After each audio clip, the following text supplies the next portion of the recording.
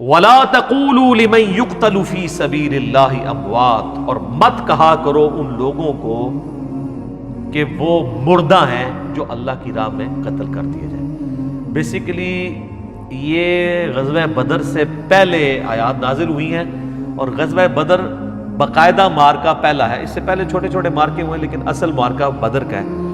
اب جہاد اور قتال کے لیے صحابہ کرام کو اللہ تعالیٰ تیار کر رہا ہے، تو پہلے ہی ذہن سازی ہو رہی ہے کہ اللہ کی راہ میں جو مارا جائے نا اسے مردہ نہیں سمجھنا۔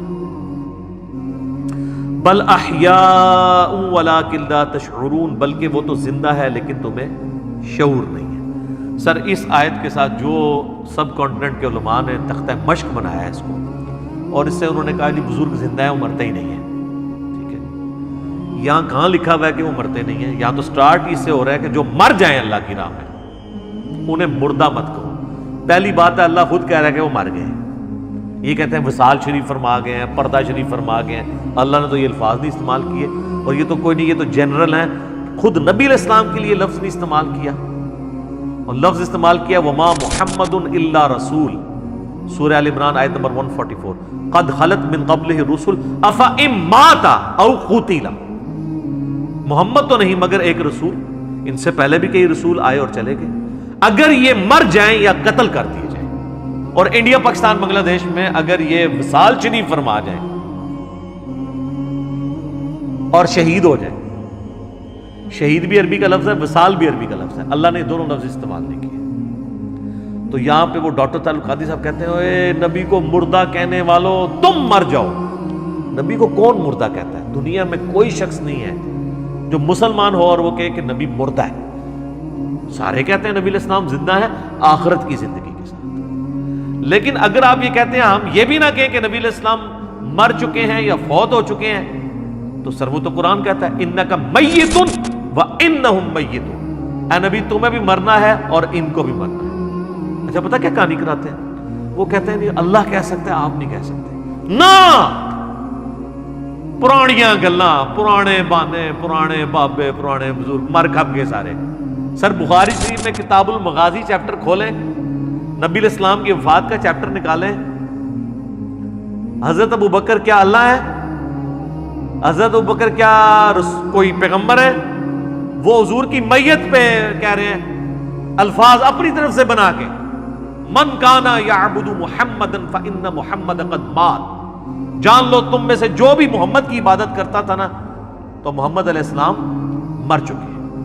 ومن کان یعبد اللہ فإن اللہ حی لا یموت، اور جو کہ اللہ کی عبادت کرتا تھا، کرتا ہے یا کرتا رہے گا، کرتا ہے یا کرتا رہے گا، وہ جان لے کہ اللہ تعالیٰ کو کبھی موت نہیں آئے گی، وہ ہمیشہ زندہ رہنے والا ہے۔ تو حضرت ابو بکر صدیق نے تو خود بولا ہے کہ محمد مر چکے ہیں، ان کو کسی نے نہیں کہا کہ آپ یہ کہیں کہ نبی علیہ السلام وصال فرما گئے ہیں، آپ یہ نہ کہیں کہ محمد مر چکے ہیں، آپ فرمائیں پردہ فرما گئے ہیں، آخرت میں زندہ ہیں، بالکل زندہ ہیں، وہ تو اسی خطبے میں موجود ہے کہ خطبے سے پہلے جب سیدہ عائشہ کی حجرے میں گئے، بخاری کے الفاظ ہیں، نبی علیہ السلام کے چہرہ مبارک سے انہوں نے کفن ہٹا کے حضور کو ماتھے پہ بوسہ دیا اور کہا اللہ کے رسول اللہ آپ پہ دو موتیں جمع نہیں کرے گا، ایک موت تو آپ کا مقدر تھی وہ آپ کو آئی ہے، اب دوبارہ آپ کو موت نہیں آئے گی، یعنی آخرت کی زندگی میں۔ کیونکہ باہر حضرت عمر یہ کہہ رہے تھے کہ جس طرح حضرت موسیٰ گئے تھے نا کوہ طور پہ تو واپس آ گئے تھے، حضور بھی ابھی منافقین کو پہلے قتل کریں گے، قرآن میں آیات ہیں کہ نبی منافقین کے ساتھ قتال کرے، تو حضور نے تو پوری زندگی قتال ہی نہیں کیا منافقین کے ساتھ،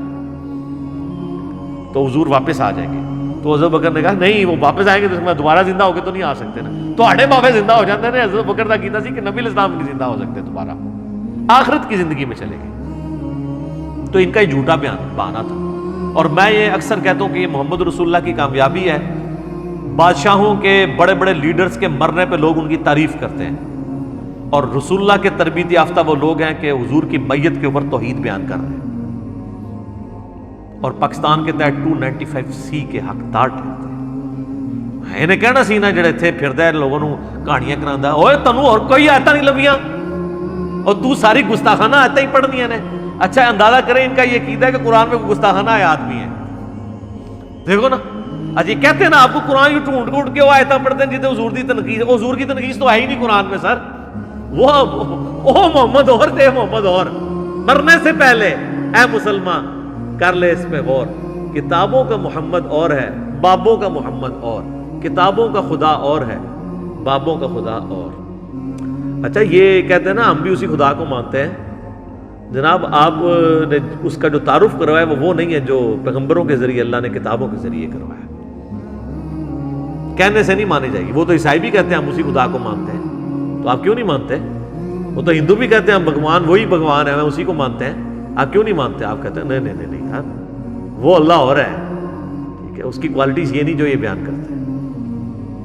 تو یہ سیدنا ابوبکر نے خطبہ دے کے کلیئر کیا کہ آپ وہ اللہ کے حضور زندہ ہیں، اور سورہ آل عمران میں آئے گا کہ جو اللہ کی راہ میں مار دیے جائیں وہ مردہ نہیں ہے، اللہ کے حضور وہ زندہ ہیں، اور اللہ تعالیٰ ان کو رزق بھی دیتا ہے، لیکن ساتھ ہے وَلَٰكِن لَا تَشْعُرُونَ، لیکن تمہیں ان کا شعور نہیں ہے۔ یہ جو میں نے رسول اللہ کی آخری وصیت پاپولر لکھا ہے نا، اس میں آیات النبی بھی کلیئر کیا ہے، اس کے آخری صفحے پہ میں نے آیت آل عمران کی کوٹ بھی کی ہے، 169 ہے، وَلَا تَحْسَبَنَّ الَّذِينَ قُتِلُوا فِي سَبِيلِ اللَّهِ أَمْوَاتًا۔ یہ آل عمران میں غزوہ احد کے کانٹیکسٹ میں نازل ہوئی تھی کہ اکثر انصار مدینہ میں کوئی گھر نہیں بچا تھا جہاں کوئی میت نہ ہو، تو اللہ نے کہا گمان بھی نہ کبھی کرنا کہ جو اللہ کی راہ میں مارے گئے ہیں وہ مر گئے ہیں، بل احیاء عند ربهم يرزقون، بلکہ وہ اللہ کے حضور زندہ ہیں۔ اور یہاں پہ سورہ البقرہ میں الفاظ آ گئے ہیں کہ بل احیاء ولکن لا تشعرون، بلکہ وہ تو اللہ کے حضور زندہ ہے اور تمہیں شعور نہیں۔ سورہ بقرہ آیت نمبر 154۔ اللہ کہہ رہا ہے تمہیں شعور نہیں ہے، آپ کہہ رہے ہو زندہ ہے، تو زندہ بندے کو مانگ سکنے ہیں، یہ وہ زندگی ہے ہی نہیں ہے۔ دنیا کی زندگی کے لیے پروٹوکول جو ہے سانس ہے، قبر کی زندگی کے لیے سانس پروٹوکول نہیں ہے۔ حیات النبی پہ میں نے ڈیٹیل لیکچر دیا ہے، مسئلہ 5 وہ آپ دیکھیں، اور وفات النبی پہ بھی لیکچر دیا ہے 163۔ اب وہ 2 گھنٹے کی گفتگو ہے، دونوں 2 گھنٹے کی گفتگو ہے، میں یہاں ریپیٹ نہیں کر سکتا، اس کو اسی کے اوپر کنکلوڈ کرتے ہیں۔ وَلَنَبْلُوَنَّكُمْ بِشَيْءٍ مِّنَ الْخَوْفِ وَالْجُوعِ، اور ہم ضرور آزمائیں گے تمہیں تھوڑے سے خوف سے، تھوڑی سی بھوک سے، وَنَقْصٍ مِّنَ الْأَمْوَالِ، اور تمہارے مال میں نقصان کے ذریعے، وَالْأَنفُسِ وَالثَّمَرَاتِ، اور تمہاری جانوں میں نقصان کے ذریعے، اور تمہارے پھلوں میں جو تمہارے پاس ایسٹس ہیں یا تمہاری کھیتی ہے کوئی بھی چیز۔ وَبَشِّرِ الصَّابِرِينَ، اور پھر بشارت ہوگی جو صبر کر لیں گے، یعنی اللہ نے یہ کنفرم کر دیا ہے کہ آزمائے بغیر میں نے کو نہیں چھوڑنا۔ اب یہ ایک آیت اس بات کی متقاضی ہے کہ میں 1 گھنٹہ صرف اس آیت کے اوپر بولوں کہ اللہ تبارک و تعالیٰ نے انسان کو ضرور آزمانا ہے۔ بہرحال چونکہ میں نے یہ پچھلے دنوں جو کرونا سے ریلیٹڈ بھی ویڈیو ریکارڈ کروائی ہے، اس میں میں نے اس آیت کو کور کیا، اور اس کے کانٹیکسٹ میں سورہ الحدید کی آیت نمبر 22 اور 23 میں اللہ تعالیٰ نے فرمایا کہ زمین و آسمان میں کوئی مصیبت ہم نازل کریں یا تمہاری جانوں میں، تو ہم نے اس سے پہلے ہی لوح محفوظ میں اسے لکھ لیا ہے، تاکہ جو تمہیں تکلیف پہنچے تم اس کے اوپر غم نہ کرو، اور جو تمہیں اللہ کی طرف سے اچھائی ملے اس کے اوپر شیخی نہ بگاڑو، اللہ کو شیخی بگاڑنے والے پسند نہیں ہے۔ تو یہ ہمارا ٹیسٹ ہے۔ سورۃ الانبیاء میں آیا کہ ہم اچھے اور برے حالات کے ذریعے تمہیں آزماتے رہیں گے، لیکن ہمارے لیے یہ ہے کہ صبر کرنا ہے۔ مبشر الصابرین، بشارت ہے صبر والوں کے لیے۔ الذین اذا اصابتهم مصیبہ، وہ لوگ ایسے ہیں کہ جب انہیں کوئی مصیبت پہنچتی ہے، قالوا انا للہ وانا الیہ راجعون، ان کا یہ ایٹیٹیوڈ ہوتا ہے کہ یار ہم بھی تو اللہ کی طرف سے آئے تھے، ہم نے بھی مر کے اللہ کے پاس جانا ہے، ہم نے خود ہی مر جانا ہے، تو یہ جو تکلیف ہمارے پاس آئی تھی زیادہ زیادہ ہمیں موت ہی دے سکتی ہے نا، تکلیف بھی اللہ کے پاس چلی جائے گی تو ہم نے بھی تو ایک نہ ایک دن اللہ کے پاس چلے ہی جانا ہے۔ کتنی زبردست دعا ہے کہ موت ہر چیز کا اینڈ کر دے۔ وہ جب جادوگروں کو فرعون نے کہا نا میں تمہیں سولی لٹکا دوں گا، مخالف سے ان کے ہاتھ پاؤں کٹوا دوں گا، تو قرآن میں آتا ہے انہوں نے کہا تھا کہ تو جو کچھ کرے گا اس دنیا کی زندگی میں کر سکتا ہے نا، آخرت جا کے تو نہیں برباد سے کر سکتا نا ہماری، زیادہ مار دے گا نا، تو مرنا تم نے ویسے بھی ہے، کیا تیری بات مان لیں تو پھر نہیں مریں گے، مرنا تو ہے ہی۔ اولئک علیہم صلوات من ربہم، اللہ اکبر، اللہ کہہ رہا ہے ایسے لوگ ہیں جن پر اللہ تعالیٰ بھی درود بھیجتا ہے، اللہ کی رحمتیں ہیں ایسے لوگوں پہ، ورحمہ، اور رحمت، واولئک هم المہتدون، اور یہی وہ لوگ ہیں جو اصل میں سیدھے راستے کے اوپر ہیں، ہدایت کے اوپر ہیں۔ کون سے لوگ؟ جن کا یہ ایٹیچیوڈ ہے کہ کوئی تکلیف جان مال میں پہنچے وہ کہ جو اللہ کی مرضی۔ اس اعتبار سے ایک حدیث ہے اب یہ مسئلہ تقدیر سے ریلیٹڈ ہے. مسئلہ تقدیر خود اتنا بڑا ٹاپک ہے کہ میں نے قرآن حکیم سے 50 مقامات سے 200 آیات کراس ریفرنس کے طور پہ 4 لیکچرز میں کور کیے ہیں. مسئلہ 103 104 A B C مسئلہ تقدیر کے اوپر یہ آیات بھی اس میں کور کی تھی. تمام اس طرح کی جو کریٹیکل آیات ہیں وہ کور کی ہیں. پھر بخاری مسلم میں درجنوں احادیث ہیں تقدیر کے اوپر, اور اس میں ایک حدیث سب کو کنکلوڈ کرتی ہے.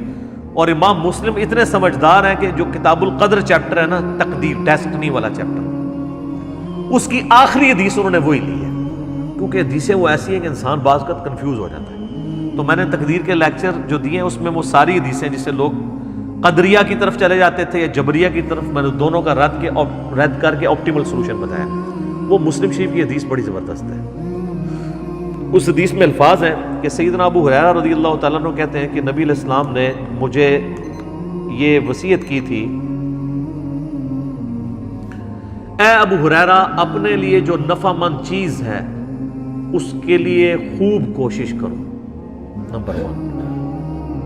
نمبر 2 پھر وَاسْتَعِنْ بِاللَّهِ, اللہ سے بھی مدد مانگنی ہے, خالی کوششوں میں نہیں بیٹھ جانا. جو مولا علی کا قول ہے کہ میں نے اپنے ارادوں کے ٹوٹنے سے اپنے اللہ کو پہچانا ہے, کہ میں نے سب کچھ فٹ رکھا تھا لیکن اللہ کی مرضی کچھ اور تھی, کچھ اور ہی رزلٹ نکل آیا.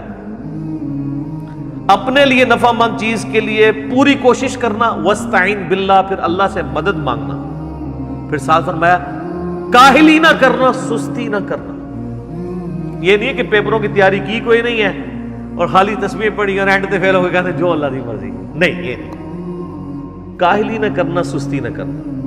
اس کے باوجود اگر رزلٹ تیرے خلاف آ جائے, تجھے نقصان ہو جائے, تو پھر یہ نہ کہنا کہ اگر میں یہ کر لیتا تو یہ ہو جاتا, اگر میں یہ کر لیتا تو یوں ہو جاتا. اگر مگر شیطان کا دروازہ کھول دیتا ہے. تو اگر مگر سے بچنا ہے اینڈ پہ, پہلے پوری کوشش کرنی ہے. ایک کام کیا یہ اچھا, اس کا یہ مطلب نہیں ہے کہ آپ نے کرٹیکل انالیسز نہیں کرنا کہ مثلا اگر کوئی پاکستان نے کوئی مہم لانچ کی ہے اور اس میں ناکامی ہو گئی ہے تو اب وہ اس کے اوپر کوئی میٹنگ, جس نے F-16 گرا ہے تو اب میٹنگ ہی نہ کال کریں. وہ کریں گے مستقبل میں بچنے کے لیے, وہ علیحدہ چیز ہے. اس پہ آپ صبر کریں گے. مستقبل کی تو اسٹریٹجی بنانی ہے, جو بخاری مسلم حدیث ہے, مومن ایک سوراخ سے 2 بار نہیں ڈسا جاتا. تو دوسری بار اسی لیے نہیں ڈسا جاتا کہ وہ انالائز کرتا ہے یار میں نے پہلے بھی کام پہ ہوں دوبارہ نہ پہ جائے. وہ ایک علیحدہ چیز ہے, اس کو اس سے مکس نہیں کرنی. جو نقصان ہوا اس پہ کہنا ہے جو اللہ کی مرضی, کیونکہ سورۃ الحدید کی آیت نمبر 22 اور 23 ہے کہ اللہ تعالیٰ نے تمہارے نصیب میں چیز لکھی ہے جو تمہیں پہنچنے والی ہے, تمہاری جان میں ہو یا پوری انسانیت کے لیے, وہ تمہیں تکلیف آنی ہے. تمہارا ایٹیچیوڈ یہ ہے کہ ان اللہ مع الصابرین, تم نے کہنا ہے انا للہ و انا الیہ راجعون. اور یہ جو اکثر لوگ کہہ رہے ہوتے ہیں نا جی اب کیسے ہم فرق کریں کہ یہ اللہ کی طرف سے جو مصیبت آئی ہے یہ آزمائش ہے یا عذاب ہے. بڑا آسان طریقہ ہے, اگر تھوڑے فرقے والے تے آئی ہے تو آزمائش ہے, دوسرے تے آئی ہے تو عذاب ہے. ہاں ادھر ہی کہانیاں کراتے ہیں نا. جنید جمشید صاحب اگر شہید ہو جاتے ہیں تو کہتے ہیں وہ عذاب میں مارا گیا. پھر ان کو وہ حدیث بھی بھول جاتی ہے کہ میری امت میں جو بندہ آگ میں جل کے مرے, پانی میں ڈوبنے سے مرے, پیٹ درد سے مرے, وہ جنتی ہے. ٹھیک ہے, وہ شہید ہے. ٹاؤن کے مر سے مرے, وہ بخاری مسلم کی حدیث بھول جائے گی. ہاں اپنا کوئی جل جائے گا تو ٹھیک ہے, اپنا کو پھانسی چڑھ گیا گورنمنٹ کی طرف سے تو شہید ہے. تو یہ کرائٹیریا ہی ہے. وہ اس میں مولا علی کی طرف بھی ایک منسوب کرتے ہیں کول, جھوٹا کول ہے کہ اگر تم تکلیف آنے کے بعد اللہ کی طرف متوجہ ہو جاؤ تو سمجھ لو یہ آزمائش ہے, اور اگر اللہ سے بے پرواہ ہو جاؤ تو یہ عذاب ہے. تو مسلمان جو بھی ہے وہ اللہ کی طرف لوٹتا ہے. بڑے بڑے باغی لوگ آپ یہ دیکھ لیں گھروں میں بیٹھے ہوئے ہیں, تو ہماری تو ویورشپ بڑھ گئی ہے اس کی وجہ سے. ٹھیک ہے, گھر بیٹھ کے جناب یوٹیوب پہ دعائیں شیئر کروا رہے ہیں لوگوں کو, واٹس ایپ پہ کروا رہے ہیں, اذکار کارڈ شیئر کروا رہے ہیں. تو اللہ کی طرف یہ کوئی کرائٹیریا نہیں ہے. آج کی ڈیٹ میں چونکہ پیغمبر دنیا سے جا چکے ہیں, پیغمبر کے جانے کے بعد قیامت تک جتنی بھی اللہ کی طرف سے تکلیفیں آئیں گی اس میں آپ نے ان کو آزمائش سمجھنا ہے, نعوذ باللہ عذاب نہیں اس کو کہنا. حتیٰ کہ طاعون کے بارے میں بخاری مسلم میں ہے کہ طاعون میری امت پہ آئے گا تو وہ کافروں کے لیے عذاب ہوگا, لیکن میرے ماننے والوں کے لیے وہ رحمت اللہ اس کو بنائے گا, اور جو مر گیا وہ شہید ہوگا. دیکھیں نا کتنے صحابہ ہیں طاعون کے مرض میں مرے ہیں, معاذ ابن جبل مرے ہیں, ابو عبیدہ ابن جرح مرے ہیں, تو اسی مرض کے اندر شہید ہوئے ہیں وہ. تو یہ کوئی کرائٹیریا نہیں. آج کے دور میں ہمارا ایٹیٹیوڈ یہ ہے کہ ساری چیزیں آزمائش ہیں, انا للہ و انا الیہ راجعون. اور بخاری مسلم میں حدیث ہے کہ ان تکالیف کے اگینسٹ اللہ تعالیٰ تمہارے گناہوں کو معاف فرما دے گا، حتیٰ کہ تمہارے پاؤں میں کانٹا بھی چبھے گا اس کے اگینسٹ بھی گناہ معاف ہوں گے. اور ابو داؤد ترمذی میں حدیث ہے کہ انسان کے بعض اوقات ایسے گناہ ہوتے ہیں کہ اس کی کوئی نیکی اس کا کفارہ نہیں بن پا رہی ہوتی، تو اللہ تعالیٰ اسے دنیا میں تکلیف میں ڈالتا ہے، اور جب دنیا سے اٹھاتا ہے تو پاک و صاف کر کے اٹھاتا ہے، تو آپ کے گناہوں کا کفارہ بھی بن جاتا ہے. اس لیے نہیں کہ آپ نے جو گناہ کیے تھے ان کی وجہ سے تکلیفیں آئی ہیں، نہیں نہیں نہیں، گناہ سے کون بندہ پاک ہے؟ مراد یہ کہ اللہ چاہتا ہے کہ آخرت میں نہ دے، دنیا میں آپ کو تھوڑی بہت تکلیف سے. تو یہ بڑا کریٹیکل ٹاپک ہے، اس طریقے سے ورڈنگ نہیں دینی چاہیے.